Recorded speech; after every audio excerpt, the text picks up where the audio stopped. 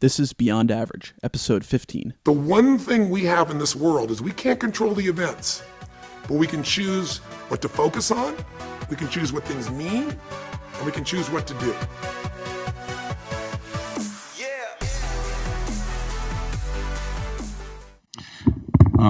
Something else funny. This is minor, but I got a quick chuckle. You probably find it funny. I don't know if you saw it, but I posted something on Facebook saying about the Brooklyn Diner. Worst omelet I ever had in my life. I couldn't finish it. No good? No good. So I logged on today, since posting that, I think, and I noticed that they liked it. I don't know. Quick chuckle. so they read it. They didn't respond. They just liked it. Yeah, that's the best part. No response. That's actually pretty funny. Yeah. I'd be laughing. Well, I guess with that, we are live. Yeah, we're live. Corey. It's been a little while. Yeah, it's been a little while. Been too long, but we're back, episode 15. Let's get all that crap out of the way. BeyondAveragePodcast.com/015 for the show notes. Follow the show on iTunes, Stitcher, Facebook.com/BeyondAveragePodcast, all that good stuff. That's it. Show's over. See you next week. No, but what do we talk about? Well, I think what we mentioned talking about was Trump. Well, he's here. Trump. Yeah, or he's coming. Not that it matters in a sense of, it's the president and everything, but at the end of the day, does it really matter? It's all a horse and pony show anyway. So, did you think he had a chance to win? First of all, no. And when he won, there was a quick I was excited to watch him win, just because of the Hillary supporters. And there's an interesting theory out there that the Hillary supporters actually helped get him elected because they thought about him so much because they hated him. They thought about him every day, put him into the White House. One of the things how they did help him for sure is that the mainstream media, which was obviously pushing for Hillary, had these skewed polls that were so bad. And I don't know if the polls were rigged necessarily. I would lean towards the fact that they were rigged and they were disingenuous. It also could be that some people didn't want to report that they were voting for Trump, and so there was some inherent flaws in the polls to begin with. But the fact that the polls had Hillary so far ahead when that was not the case, I think it kind of made the hardcore Hillary supporters take their foot off the gas because they figured, we got this in the bag. Whereas if it was a tight race, I think they would have been campaigning so hard towards the end there, and it might have turned out a little bit different. Not only that,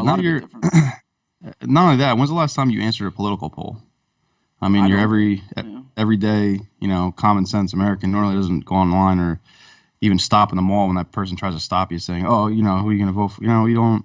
So that consensus is kind of just flawed to start, even without the rigging and everything else. So it's just sure. Yeah, it wasn't a very good example of where everyone's going to vote. Yeah, the polls certainly had it wrong. I thought for sure he had no chance of winning. Knowing that a third party wasn't going to win, I more than anything didn't want her in the White House. She's the most corrupt, disgusting person to ever run for president, and it's actually really a shame because I think having a woman president would be wonderful. Just the idea of that, how many doors that opens for people, and she couldn't have been any further from the prime example of who should run for president. She was the most disgusting person I've ever seen who threw her hat in the ring, and instead of women standing behind her because she's the first woman to run for or to have a real shot at being president, they should have rejected her off the bat because that is a terrible representation of the many wonderful women who could have ran. Yeah, and I was about to say as a woman, but no, I was going to say if I was a woman too, if I want if I was going to be proud of my first woman president, I personally would want somebody else. You know what I'm saying? I wouldn't want her to represent the first woman president ever. Basically what you just said, yeah. But it's just why would you? There's so many other better choices. That's the best that we can come up with. Yeah, which goes to show that many people voted for her because she was a woman, which is a terrible reason to vote for somebody. Vote for her because of policy. The fact that she's a woman is wonderful, but to vote for somebody because of what color they are or what gender they are, Um, I think It is exactly what they're claiming to be against, which is racism and sexism, and it's kind of it's a backwards way of thinking they have. but That I whole mean, yeah, for sure. But I guess at the end of the day, it's much ado about nothing because she didn't win and Trump's in, and I don't really know what to think. you You know, see did you see that tweet with him saying he's like, if you count the I think he said, if you count the 3 million fake votes, I won the popular too, or yeah, something like that. which is pretty funny. He can't leave well enough alone. He's just got to rub it in a little bit. Well, we got a troll as a president. I think it's going to be a fun 4 years at the very least. Well, what's funny about that is that whole argument's so stupid because they both know the rules of how we pick a president, and they both campaigned accordingly. Right. If we were just going to pick a president based off the popular vote, they both would have run their campaigns very differently. Trump would have spent a hell of a lot more time in California and New York, Yeah. because that's where the people are. But because those states were going blue anyway, there's no reason for him to be campaigning there. He was spending his time around the rest of the country, which is the whole point of the Electoral College. So it actually did its job. So to say that Hillary really should be the president is, I mean, either you're a sore loser or you're an idiot. But it's not true. So. Yeah, and this presidency has been a weird one. No other presidency I've I've only been alive 26 years, and I can probably only remember the last 12 of them. But You did a lot of drugs when you were a kid. no, but it's funny. Your mind's a weird thing. It starts deleting a bunch of old shit that you don't need anymore, to fill up with new.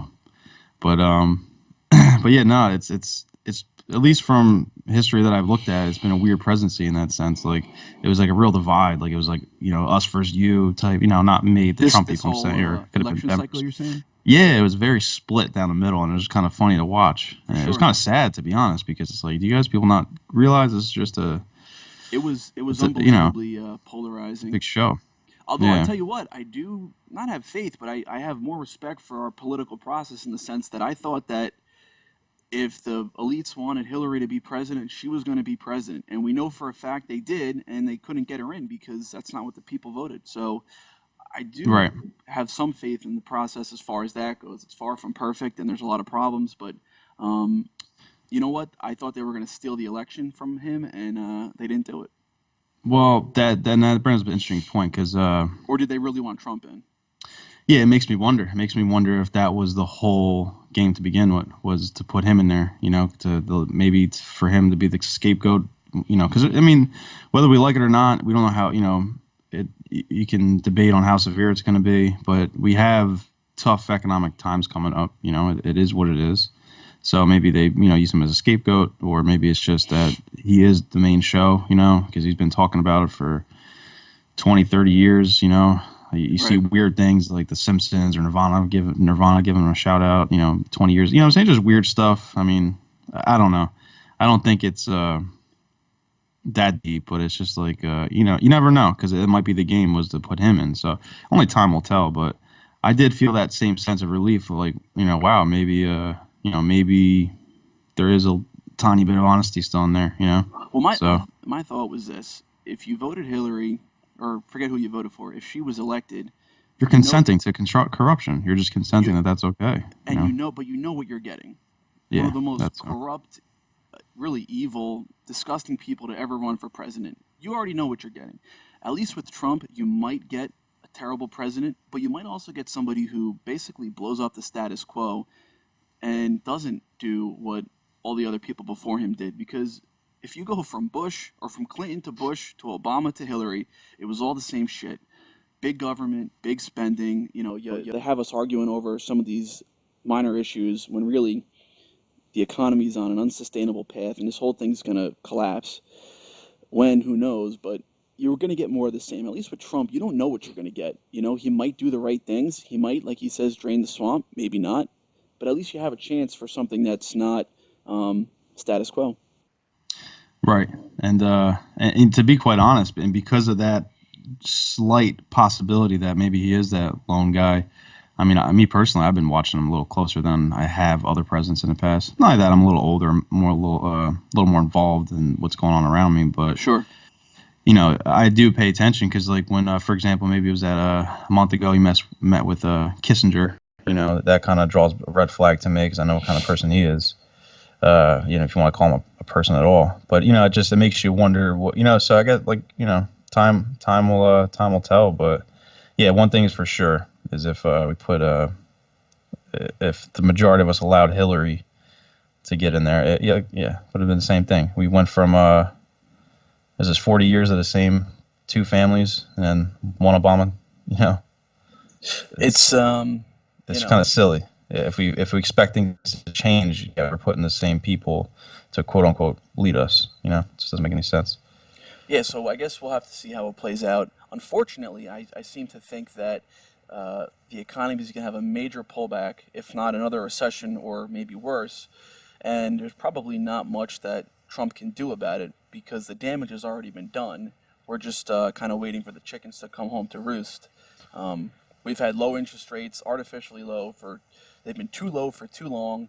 All this cheap money, and the music's going to stop sooner or later. And unfortunately, it's probably going to be with Trump holding the bag, and we'll see how it actually plays out. But yeah, I also wonder if Trump is just a placeholder, because maybe the powers that be, what their plans aren't ready yet, so maybe put him in to kind of buy another 4 years of prosperity. Cool, but while we're all distracted with TMZ and sports and this and that, they've been up to no good. The powers that be, the establishment, the ones that were backing Hillary.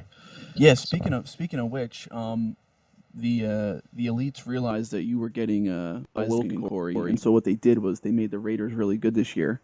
That way they could try to distract you from from the real issues. No, you've been watching the Raiders. I have. Oh yeah. Oh yes. Of course I have been. It's been. But that's only 3 hours a week. How are they going to get me for the rest of the week? Starts with 3 hours and it's 6, and then they got to. How do you eat an elephant? One bite at a time. How do you get Corey from making podcasts 1 hour at a time? Yeah, we're still here though. We're still doing it. Well, we got more than ever to talk about. But I'd be honest with you, we've been getting super political lately, just with the whole election cycle coming up. But we are going to get back to our roots in future episodes and talk more about business and real estate and other stuff like that too. Yeah, we just feel it's a very important thing to talk about. It's not so much the political landscape. It's kind of the political landscape is just kind of an arm of it. It's what's going on at the very top of the food chain. The whole world's getting fleeced. The same groups of people, own the banks around the world. And what's sad is the rest of the world knows what's going on, and they're all kind of waiting for the United States to wake up. And what's even more disheartening is, at least from my perspective, I feel the United States is kind of the last peg to the establishment, to keeping this world separate. I don't know about you. We don't have to get into this another conversation on globalism and one world government, all that type of stuff, but I don't know. I feel like we're just asleep over here, not really realizing what's going on, while the rest of the world is kind of like, wake up. We have the same, like I said, the same people owning all the businesses, owning all the banks. And while we've been busy, they've been busy too.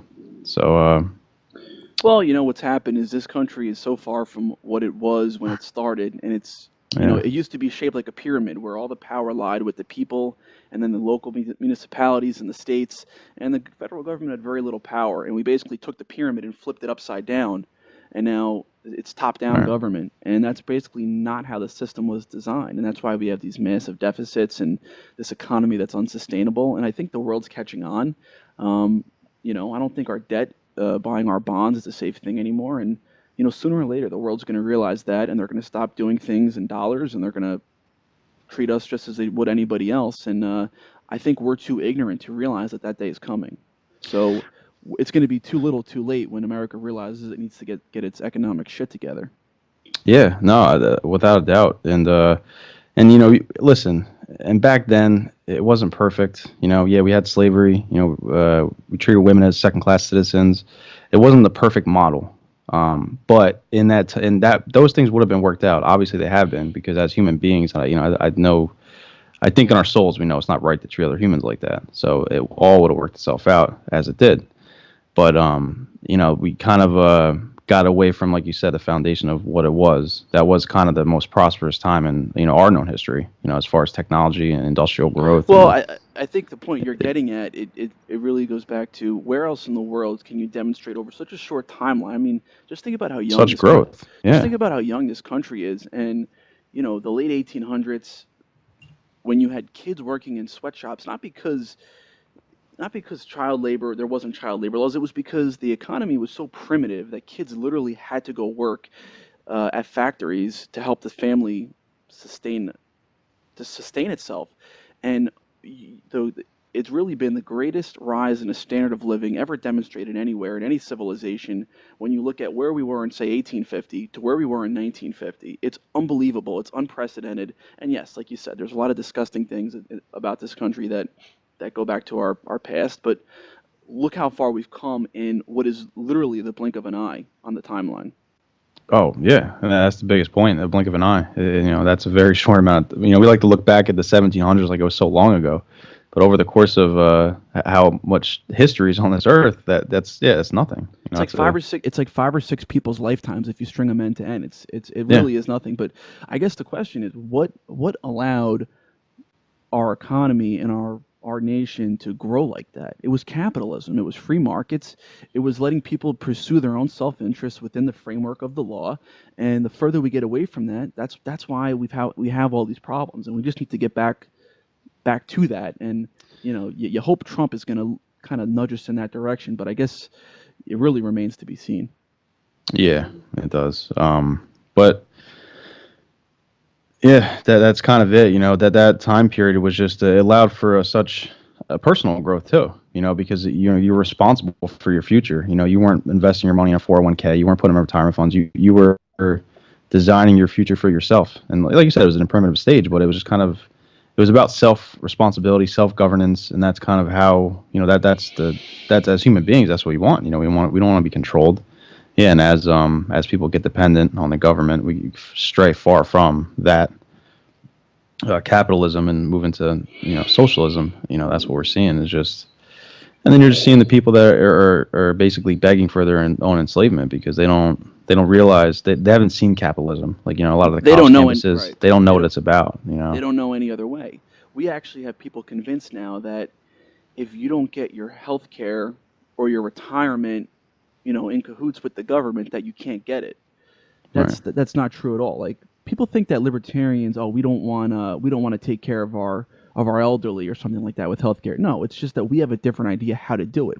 Ours works better and it's cheaper, and it's more equitable. So it's a better system. Just because we don't want government to pay for something doesn't mean we don't want it to happen. There's just better ways of doing it. But everybody's actually convinced that you have to go invest in a 401k because that's just what you do. You need Social Security, you need Medicare and Medicaid. None of these things are necessary. It's just that's the wool pulled over our eyes that's just the way it is, and it's not. It doesn't have to be that way. Right. And not only that, people were not kind of cattled into them groups of, do I invest my money here, here, and that's kind of your options. They would have planned for the future better. I'm not saying that the baby boomers are a stupid generation, but no, by any means, no. It's more the fact that they were kind of sold a lie that just pay into us now, we'll take care of you later, whereas they could have spent their energy and time kind of taking care of themselves. And they're very capable of doing it, but they were sold a lie, and that's kind of our generation is being sold the next lie of free healthcare, free school, free it's well, just remember, it's like a slippery slope. There is no such thing as free. Anything that you want either requires goods and services, requires input from other people. So there's nothing free. The question is who's paying for it. And if you had posed free college as, do you think you should pay for college that you get? Or do you think you should pay for education that you receive, or should somebody else pay for the education you receive? Well, the selfish answer is that somebody else should pay for it. But the real answer is you should pay for it. It's your education. But if you frame the question like that, I think a lot more people would say, yeah, I should probably be paying for the services I'm consuming. But when you just say free, it's like it's magic. It's like nobody has to pay for it, Right. So it kind of gets us back to tie back in the Trump here and what he wants to do, and the people who actually just kind of relax a little bit. And I'm not saying that he's the end all answers. But I did take a look at his little 100-day plan, and so I mean, I was a month and a half ago, so I forget exactly what the parameters were. But stuff like getting rid of foreign funding into elections. Um, I'm drawing a blank on the rest of them, but I read through them, and a lot of them were pretty Yeah, other things talking about respectable. They weren't terrible. Didn't he have something about for every new regulation you gotta roll back 2 and stuff like that, and Yeah, which it should probably be more than that because there's so many of them.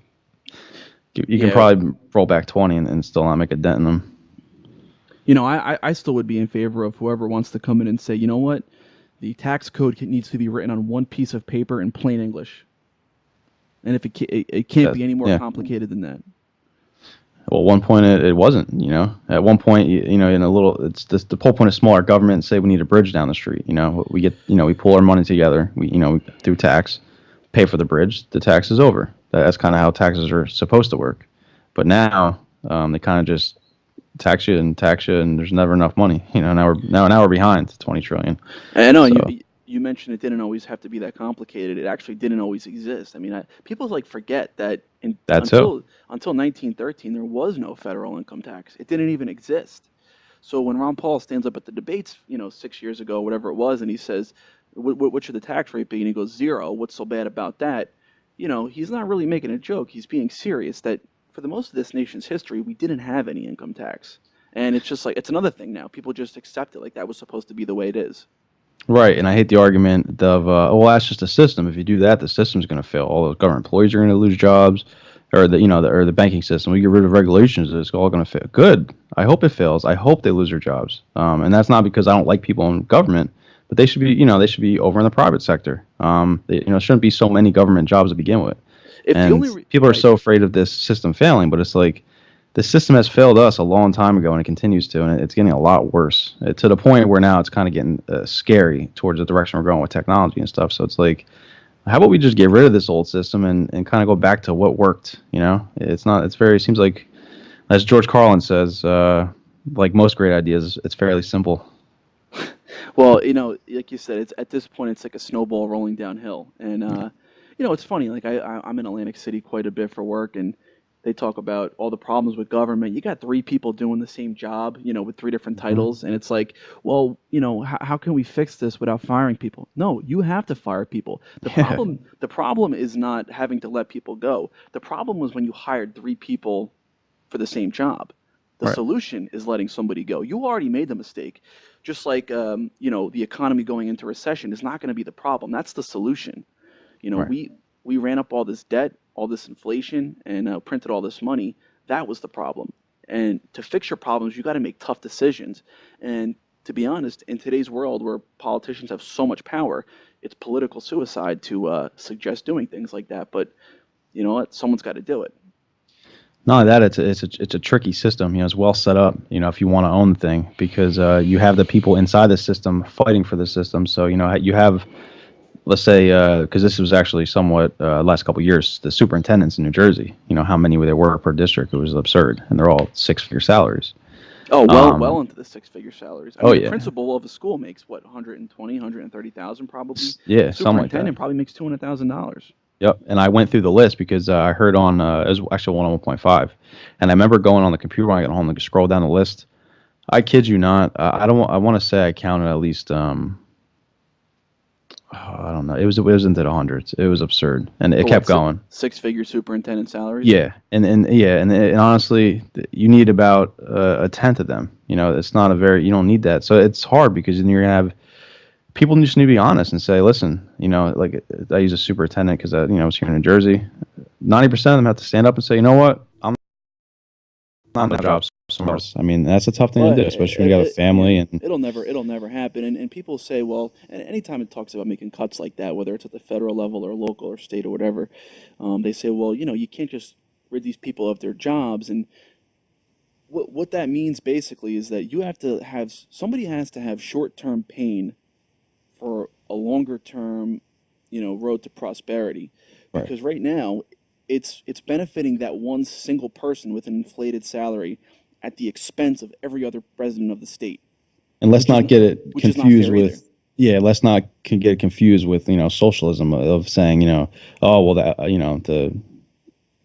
um, what's the word? The needs of the many outweigh the needs of the few type of thing. Equality. That's not what we're saying here. Here, what we're saying is the system that we've built, we've put ourselves in this position where that's going to have to be.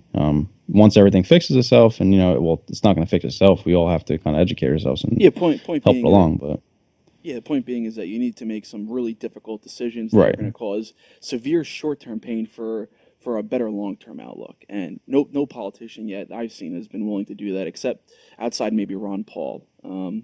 And he didn't win the presidency, so we've really never seen anybody in power do it. right.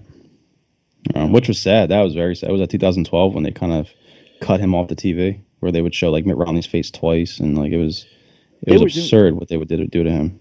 they were doing things like he was polling, let's say third, and the percentages might have been, let's just make them up, 22, 21, and 19. They would show 22, 21. Ron Paul was at 19, but they skipped him, and then they would show the fourth place guy at like Hmm. 8% in the Yeah, ranking, and they didn't even show him. It was total. The media was scared of him, and it actually turns out he won the Iowa caucus in the 2012 election, which would have been huge if that had actually come out when the Iowa caucus first happened, because he could have carried that momentum into the rest of the primaries. But right. of course, they said that I forget who got that one, Romney or whoever they ended up saying won it, or Santorum or whoever it was. But it turned out it was actually Ron Paul, and they just swept him under the rug. Yeah, and that just shows you the reach of the establishment, how corrupt it is, and how corrupt the media stations are. It's just a big show. As they were scared of that guy. They didn't like the changes that he was talking about because they were common sense changes, and the way he delivered it just made sense. But guess what? All that bullshit, whether it's stuff like that, and just all the crap that's been going on. You know what? The people spoke and they voted Donald Trump in. Whether that's the right solution or the wrong one, the people Oh did. well, yeah, the selection. The people did something, and I got to give him credit for that. And I'm really interested to see what this guy does. I don't want to hear anything about him. All these IST comments, racist, misogynist, phobia, and all this crap. It's just, they try so hard to bring this guy down. I really think he wants to do a good job. I don't think he necessarily has it all right as far as policy goes. But if he's going to shake things up, I think that's a good thing. Yeah, I'm constantly on the fence of just wondering. I don't have enough proof to say one way or another, but I'm just always on the fence of, was it the people that spoke, or was this part of the, what I'm saying? It's kind of that constant question. You're gonna have to, time will tell of, who he really is, but it seems to be that, he seems sincere, I have to say. He really did, on, what he wants to do. And it seems like, he kind of got in there, and after that first meeting with Obama, that was kind of the funniest thing I ever saw. Just that uncomfortable between them two, just sitting there. You can just feel it, through the cameras. And Trump, he looked like he just learned a lot of stuff about how it really works, and he was kind of concerned. as if like Obama was like, when you get in here, you'll see. You're gonna play ball, or you ain't lasting too long, buddy. Yeah, and he had that look, and I think you still saw that meme, but it had me cracking up. We'll post that in the show notes. But it was like when he's looking down real hard, and when Obama tells you about aliens, and you're thinking about how to build a space wall. Yeah, that was pretty good. But all right, so we'll see. Let's wrap this one up. We're trying to keep them a little bit short of the episodes.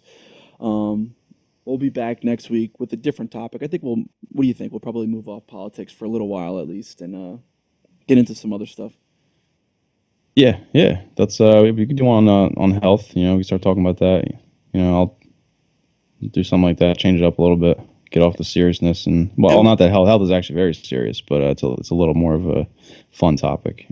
Yeah, for sure. We have to get Gary Fair back on because we had him on the one time and it didn't work out. So we have to get him back on to our real estate show, and so we'll be putting some more shows out. But as always, BeyondAveragePodcast.com, Facebook.com/BeyondAveragePodcast, iTunes, Stitcher. Subscribe to the show, give it a like on Facebook, and help us out. Share the video when we post it, and we'll keep putting out new content. And most importantly, be beyond average from the moment you wake up to when you go to bed. Everything you do, I don't care if you're brushing your teeth, taking a poop, do it beyond average. Don't be average. Fair enough. All right, guys, we'll be back next week, and we're out of here. Yeah.